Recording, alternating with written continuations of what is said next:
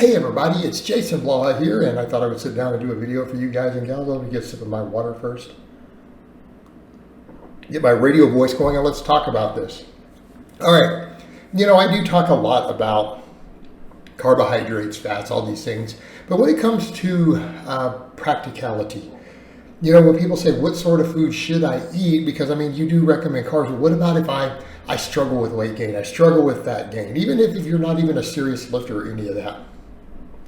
I would tell people, get most of your calories from high satiety carbohydrates that are very, very micronutrient rich. What do I mean? Perfect examples, brown rice and sweet potatoes. It is nearly impossible to get fat on brown rice and sweet potatoes. In other words, unless you are finding a way, if you're eating these as massive staples in your diet, just using these as examples, these type of foods, again, whole foods that are primarily carbohydrate, very low in fat, with a high satiety index, meaning they fill you up for a long time.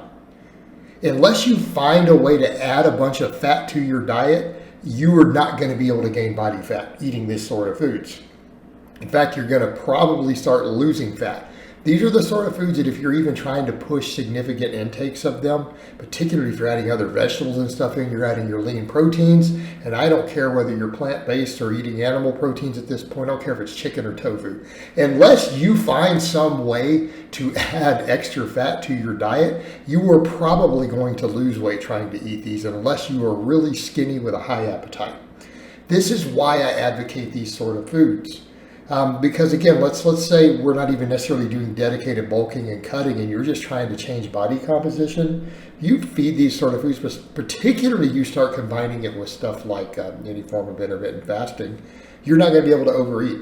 Your thermic effect from these foods is going to be really high. Your NEAT's going to be really high from them. And this is what we have to think about when it comes to calories in, calories out.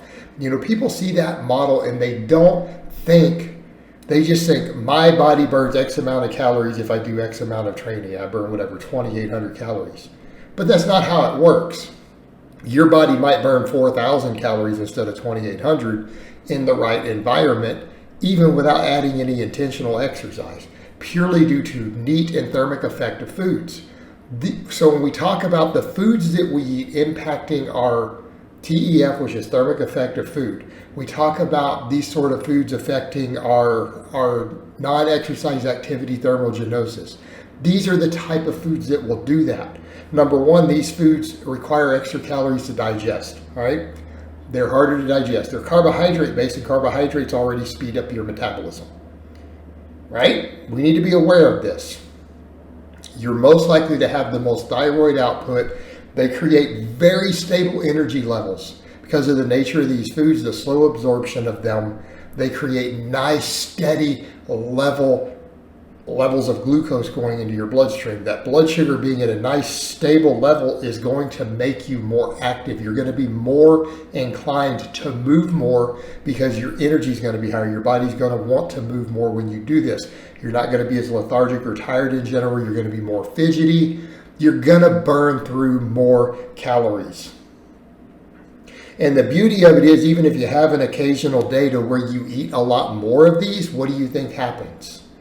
You're still not gonna store it as body fat because they don't store as body fat. You can't, not to an appreciable degree.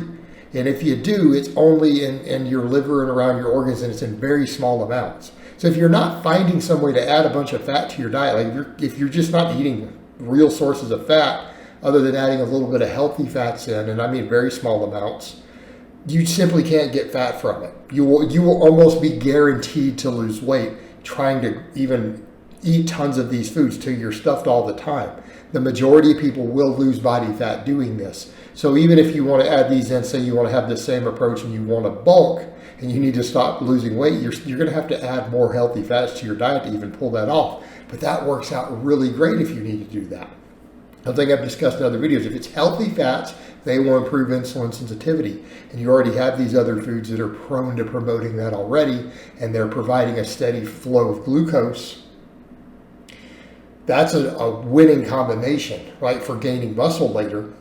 But even then, these sort of foods are going to help you preserve muscle. They're going to help you train harder. They're going to help you recover harder, again, due to being very stable carbohydrates, very stable absorbing amounts of them, having large amounts of different micronutrients and antioxidants. These sort of foods help you recover, right? Because they're going to help reduce overall inflammation in the body. And it gets frustrating when you hear all these clowns out here who say this stuff. Oh, you got to be worried about these anti-nutrient stuff. When you see athletes and other people who eat this sort of food who just literally thrive and are at such a high level athletically, body composition wise, it's like people have lost sight of this. None of these fringe diet people who promote this other stuff produce the best athletes. Sorry, my nose itches here. So I'm going to leave that in. I don't care. They don't produce the best athletes. They don't produce the best body composition. They don't produce these things. It's all nonsense. It's fringe nonsense. This sort of stuff is proven to work over and over and over and over and over.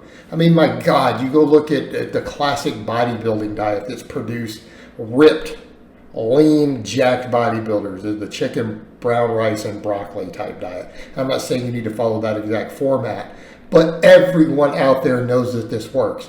The only complaint people have with this sort of diet is with that, for example, it could get boring if that's mostly what you're eating, which is why I said, sweet potatoes and discussed adding other vegetables and fruits. But if you use these sort of foods, right?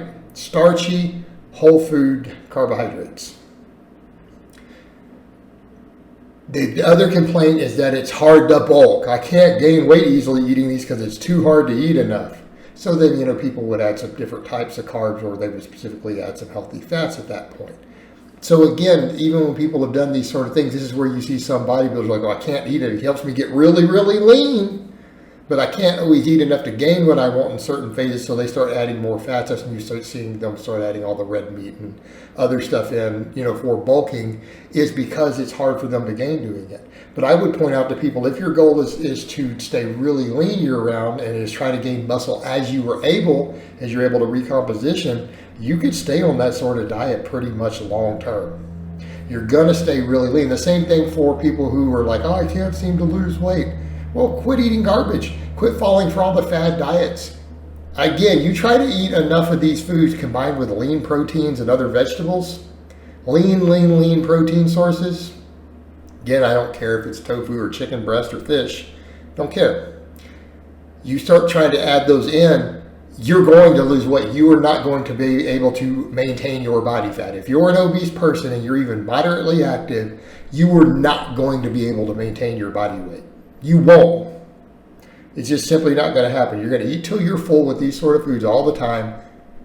You're probably not going to get hungry, and the scale's just going to drift down. But no one wants to tell you that, right? They always want some fad diet to sell you. They want some supplement to sell you instead of just being honest with you. These type of foods are perfect for it. But, the same people, be scared of the carb, be scared of the fiber, the anti-nutrients, whatever their list of nonsense goes on and on.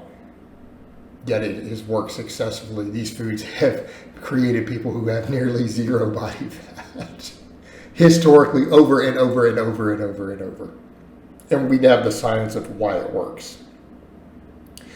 All right, guys, well, that's really all I have to say on that today. I hope it's been informative, and I will talk to you guys and gals next time.